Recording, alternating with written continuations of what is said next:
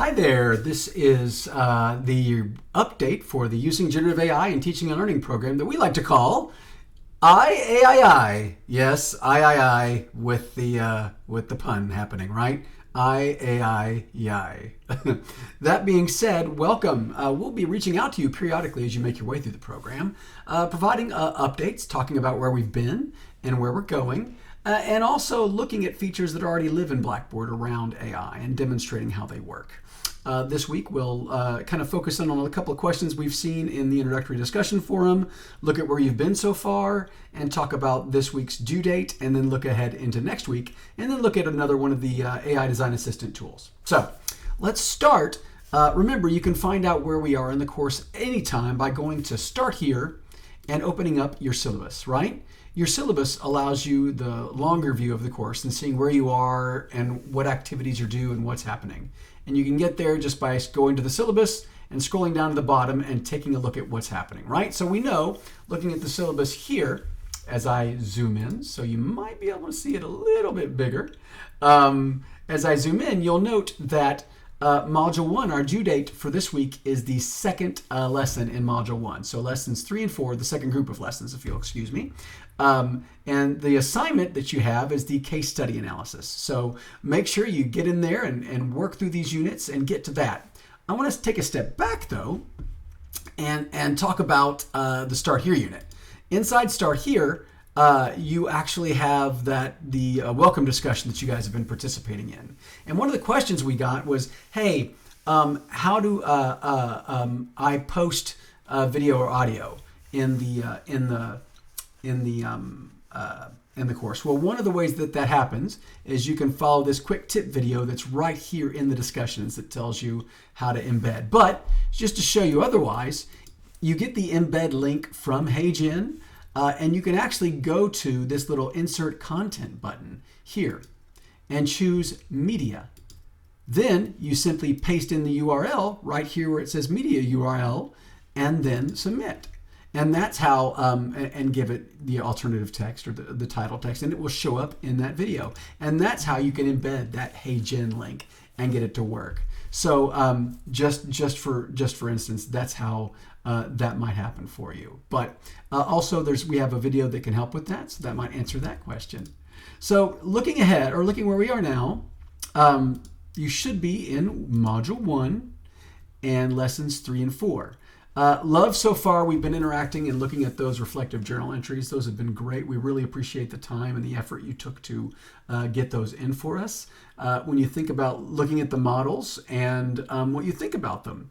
And I like to think that in this program that you get a safe space. No matter where you are on the spectrum of I am so totally don't want anything to do with AI, but I need to know about it, to I am ready, invested, and want to figure out how to use this so I can connect my students to tools that they might be using in the workplace, right? Wherever you are on that spectrum, we want you to feel comfortable and have a safe space to express the opinions that matter to you. So continue to do so. Continue to talk about this, because the only way that we can affect policy and change around AI is to speak into it on our campuses. So that being said, thank you so much for sharing. I hope you've enjoyed a little bit of like our interactive knowledge checks that we placed along the way that use another one of the AI tools.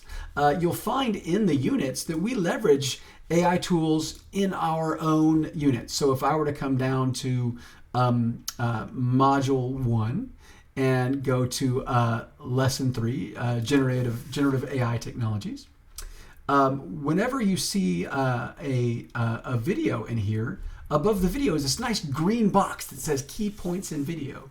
We actually used an AI tool to draw those key points out of the video to help us identify those. So that's a useful tool that we use in the teaching process. There are a lot of them out there, and we'll have a lot of those in the application unit that we have towards the end. But just know, and we pack resources in these units as well, there are convenient ways that can make your courses a little bit more efficient for you to use. And that's what I really like about this program, is that it familiarizes you with tools, but it also gives you, it gives your students, gives you the ability to maybe think about leveraging some tools for your students. But importantly, it gets you a little more comfortable with maybe possibly using them in your course in some way. So anyway, coming up for this Sunday's due date, which is the 27th, is our case study analysis, right? We would like you to go through, and you can select from a list of the case studies that we have listed here. And we want you to identify key takeaways and potential implications from any of these. So you can select either of those three, or if you find one in the wild, feel free to bring that in there too. We're always looking for new good ones. But you'll notice here where we completely in this, we list back our objectives in terms of lessons 3 and 4. So we get you connected to the what and the why, right? So this particular assignment is due the 27th. That's this coming Sunday. So after that, obviously, you will jump straight into Module 2. And Module 2 is where we start to think about those ethical considerations, right? Around AI. And then looking at an ethical dilemma. One of our assignments in this particular unit revolves around an ethical dilemma and how you might circumvent it. There are also some AI ethics frameworks for you to look at.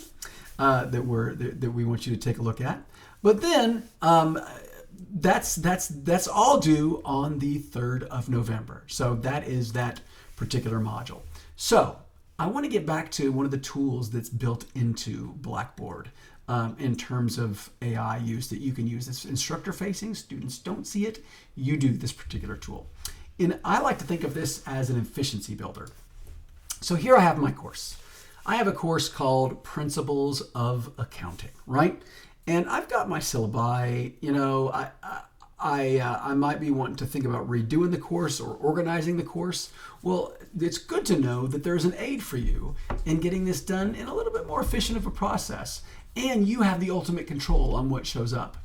When I go into my course and scroll down, I have the option to go ahead and start adding content, or I can auto-generate modules. Just by clicking on Auto Generate Modules, it will take a look at my title, in this case, Principles of Accounting, and build out a structure for me to use in my course.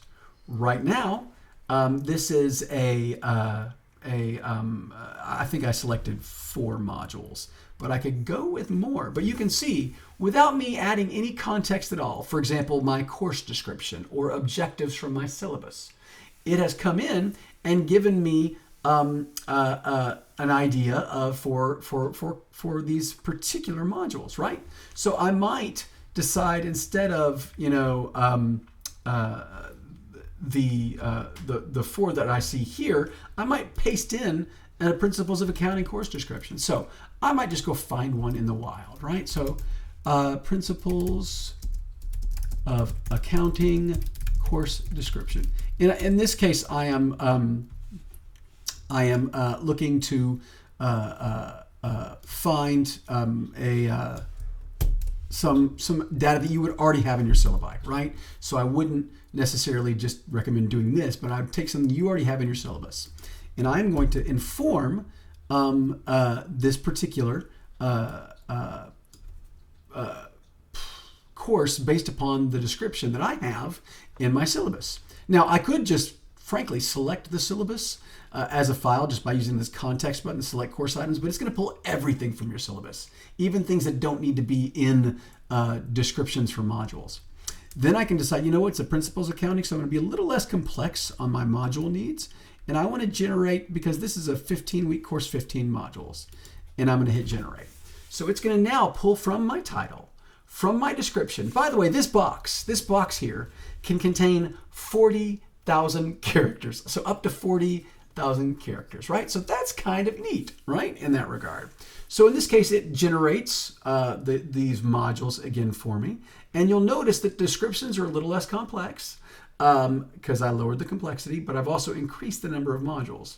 So it's going to go ahead and create these modules for me. And all these are containers. They don't contain course content. They're a way for you to amp up your efficiency, so to speak, in terms of getting your content in your course. So as I look through here, I've got things like financial accounting concepts, financial reporting, financial statements, accounting cycle, internal controls, decision-making, accounting procedures, business transactions, payroll, and economic health. So that is what I got from this particular discussion, or the text that I brought in here. It took those objectives and it pulled that information to create each of these modules. So it's a way to be a little bit more efficient. Now, with everything that you create in AI, one of the things you'll learn is it's a conversation. If you don't like it, go back to the drawing board and be more specific on what you want, right? So in this case, I might decide that I want a certain amount of these particular modules, right? So I can do that, and I'm going to add 6 to the course. It will then pull the 6 that I selected straight into the course. And here, again, they'll show up invisible. So if for some weird reason you had students in your course, they would not necessarily populate, or this content wouldn't populate until I asked it to. So as it would happen, I'm sitting here stuck waiting on content. So I'm not sure what's going on. There it is, finally showing up. You know, technology, it always is going to underperform when you're demonstrating it. So here I have these 6 modules that I put in. The beauty of all this is that they're all hidden, and I can come in and edit names and edit descriptions and change images, right?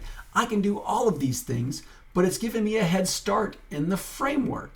And so this is just a suggested framework for a course. It's an efficiency builder. It's something that might be beneficial to you.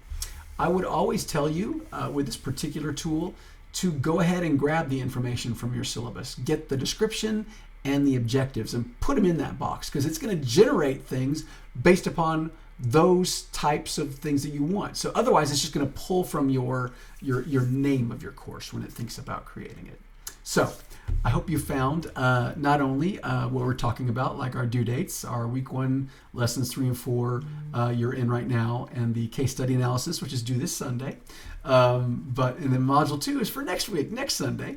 But also this particular tool in this program, the ability to create your content, right? So I can auto-generate modules for your course, and how that might be beneficial for you in some way, shape, form, or fashion. Next week, we'll look at how you do images in your course and how you can actually update the images in these modules and in other places throughout the program.